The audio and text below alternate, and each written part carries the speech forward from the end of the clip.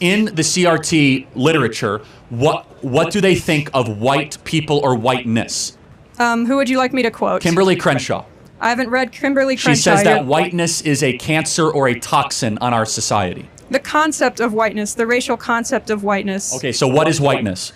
What is whiteness? Yeah, define it. As Kimberly Crenshaw would probably say, the sort of construction of privilege that comes with being white in this country. Right, so what privilege do you and I as white people have that black people don't? Here we are today again as college student says that using ID card is racist and affirmative action is great. Okay, I believe that is going to be a very interesting video, but then I thought that using an ID is supposed to be some form of identification for us to be able to tell this one is in this institution or is not in this institution or this organization.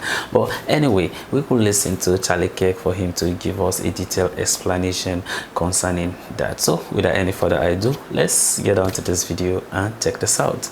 So let me ask you a question. So in the CRT literature, what do they think of white people or whiteness? Who would you like me to quote? Kimberly Crenshaw.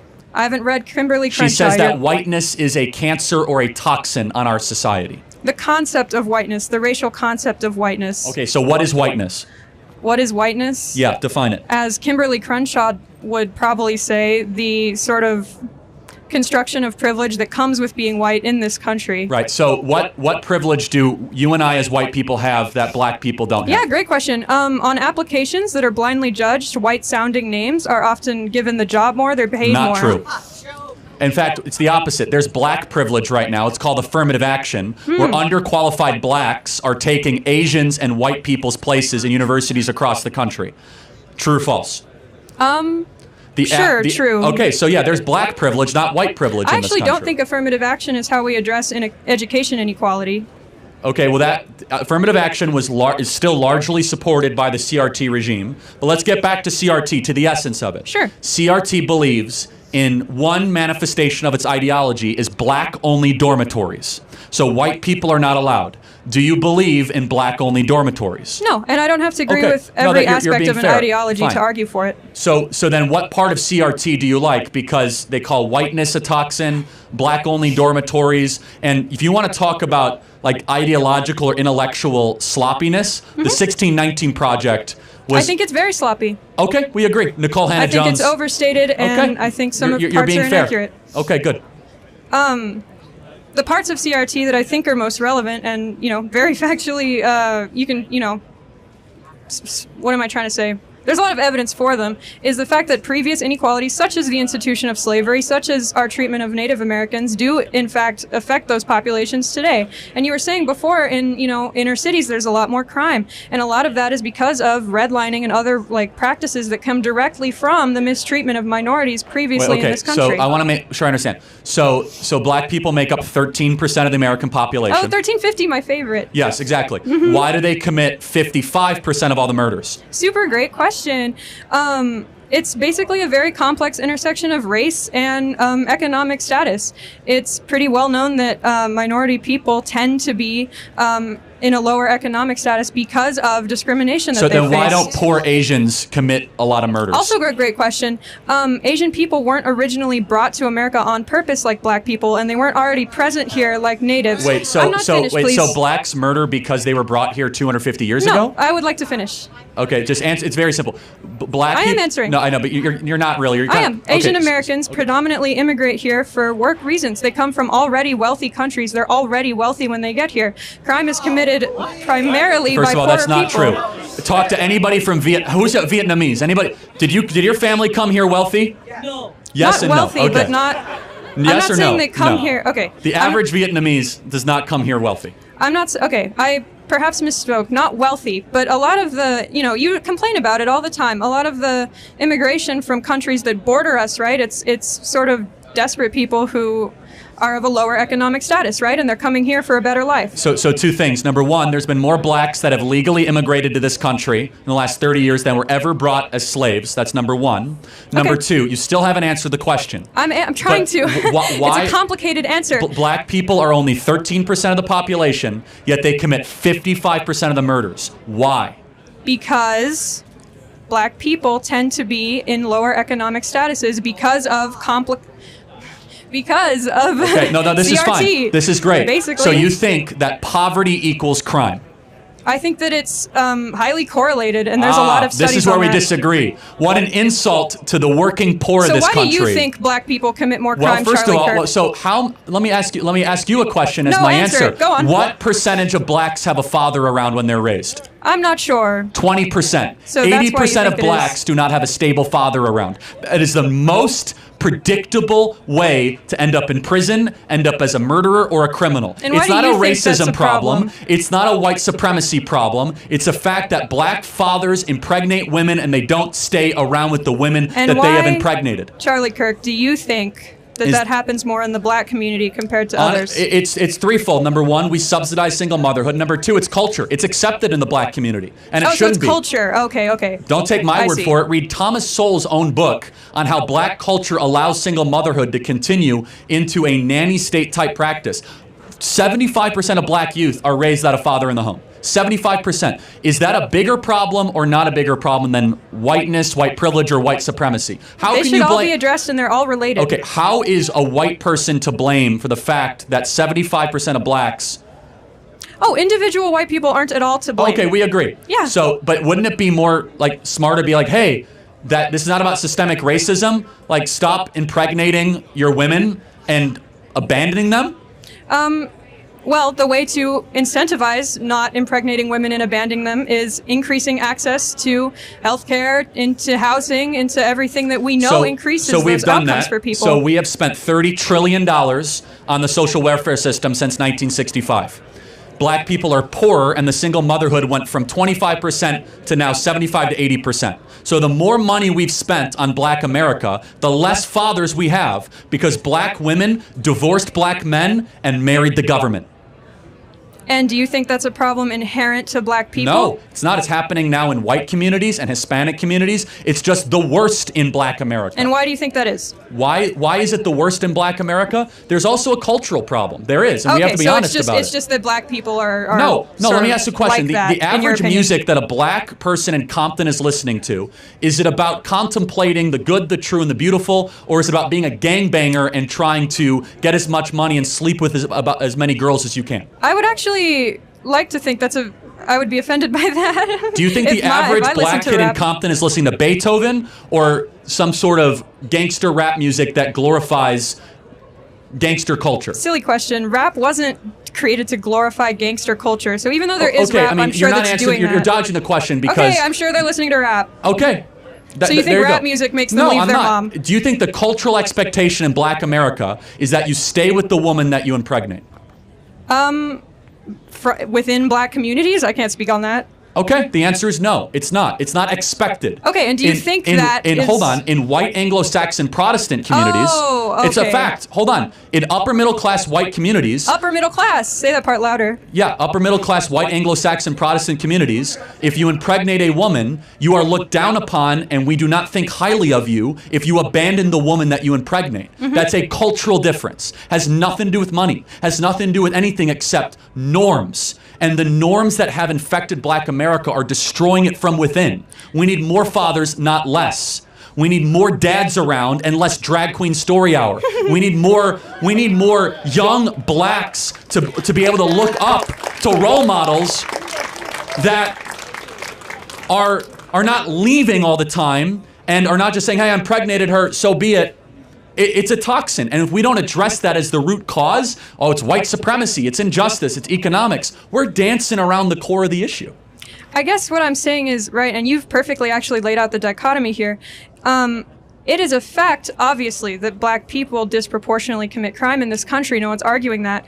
But you either believe that that is due to a complex intersection of social, economic, and leftover effects from previous inequalities, or you believe that that is an inherent trait to the race. No, I don't. Because they weren't that way in the 1940s and 50s. Black America was one of the most peaceful, flourishing, fastest growing economically communities in the country. It's not genetic. You're trying to point something on me that I don't believe.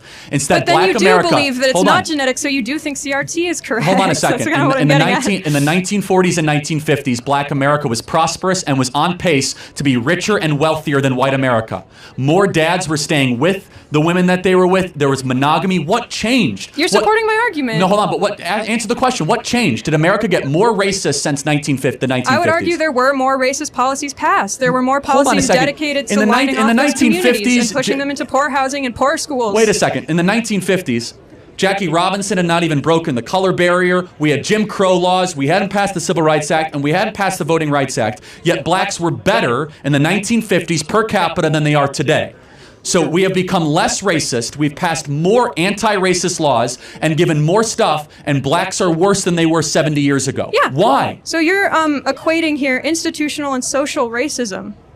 Social racism was certainly worse in the 1950s, I'm sure everyone would agree, but institutional racism occurs when policies are passed against people. Come on. Which can increase over time, and it did. You're not being intellectually honest. You know that. There was black-only drinking fountains in the 1950s. We don't have those anymore. Well, we're bringing them back with, black-only dormitories. But we had, for example, in the antebellum South in the 1950s, we had white-only communities, by law. We got rid of that with the Civil Rights Act.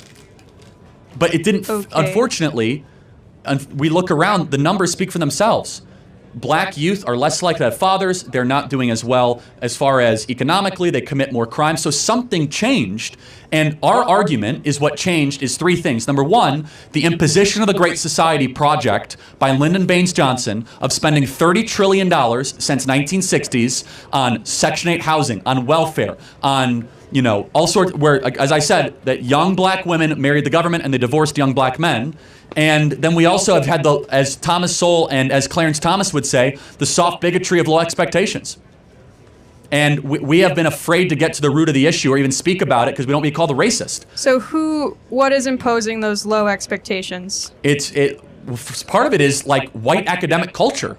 I'll give you an example.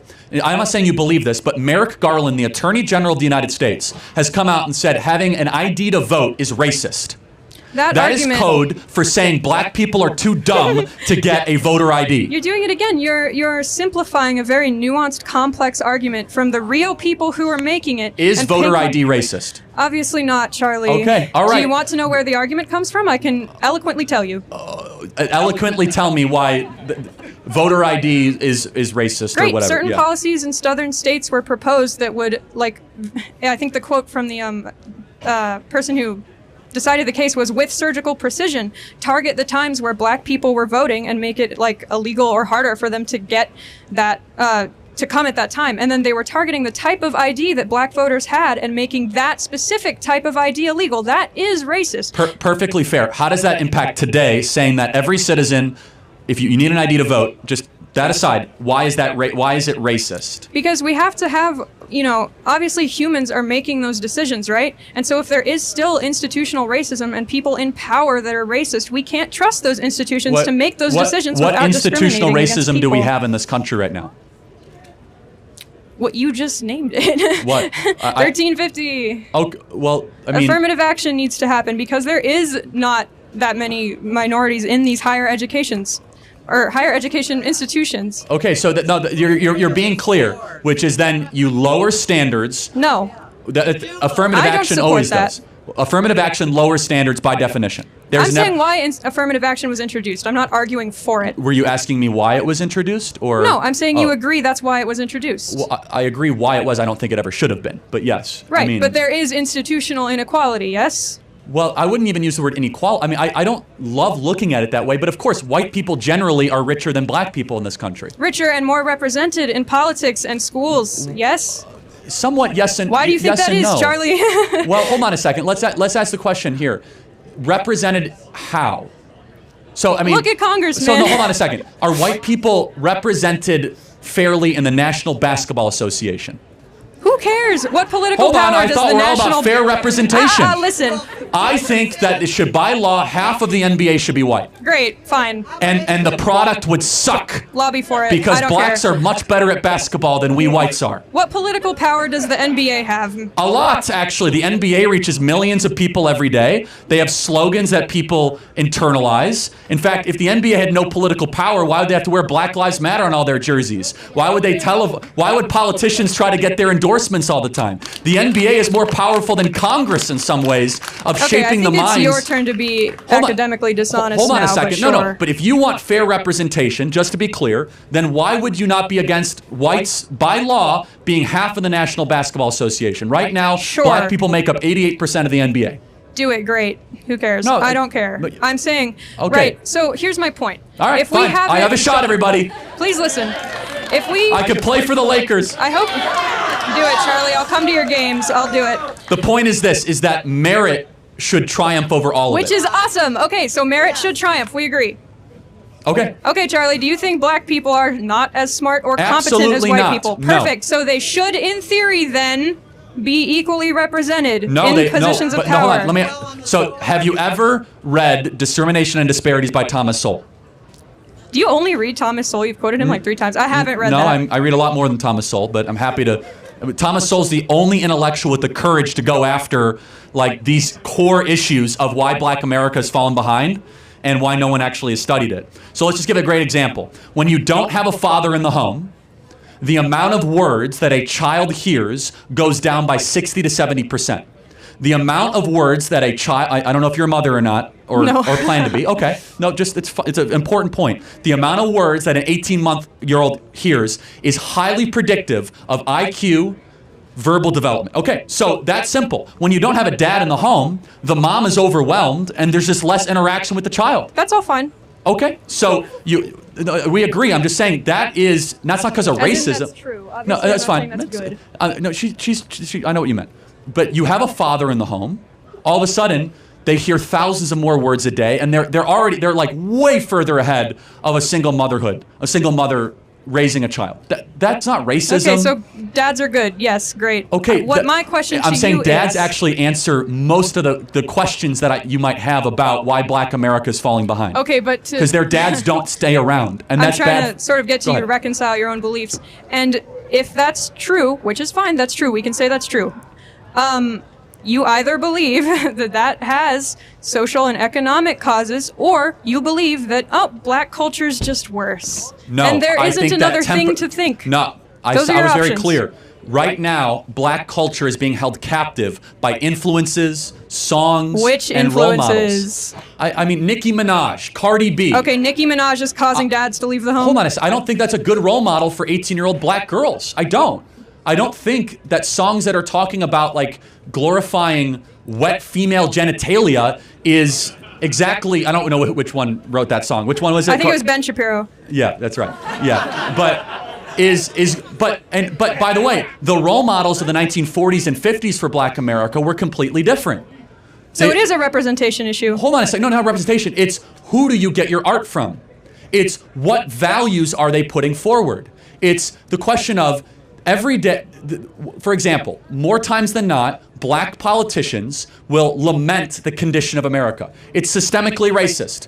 It's terrible. What does that do to a 14-year-old black kid if you just find that you hear that everything is rigged against you? Instead, they should be saying, hey, there might be some barriers, but if you believe in yourself enough, you can achieve in this country. It creates a form of social conditioning of low expectations, and that's not my argument. You know whose argument that is? Barack Obama's. I don't necessarily agree with everything he said either, man. Barack Obama said, number one, we need more fathers in the home. This is when Barack Obama didn't go super woke. Obama's a liberal. I don't care what he's got to say. Okay, but Barack Obama, then secondly, he said that we can't keep telling our black youth that you can't succeed in this country. Anybody can succeed in this country. And Obama was right when he said that. Obama was correct when he said that we need to change the story we're telling Black America. Which is fine. I've never heard any teacher look at a black person and say, oh, you can't succeed because of racism. Hold on a second. But what is the embedded message of all the propaganda saying it's systemically racist, you're going to run into racist employers, that they're going to discriminate against you? It creates this heaviness of why even try? By the time college students rigged. get to college, they've experienced all that. They don't need to be told. you think that the average, I'm curious, you think that the average black student at this university experiences like active daily racism? I'd be curious. I'd have to ask. You can ask them to raise their hands. I don't know. Like. Maybe it's true. Maybe it's as bad as it was in the antebellum South. So I'm not saying that, obviously. Okay. I did say social racism improved. I'm saying institutional racism is still present, and that's what's causing lower outcomes for minority communities. Do you think the reason why only 20 to 25%, it depends, we don't know the number, it's just a range per year. Sure. So 1 in 4 of black youth have a stable father around. What would you just say is the big, why is that the reason? A complex intersection of social and economic reasons, which are outlined in CRT. Okay. Thank you for the dialogue. Thank you. Okay. That's a very interesting one.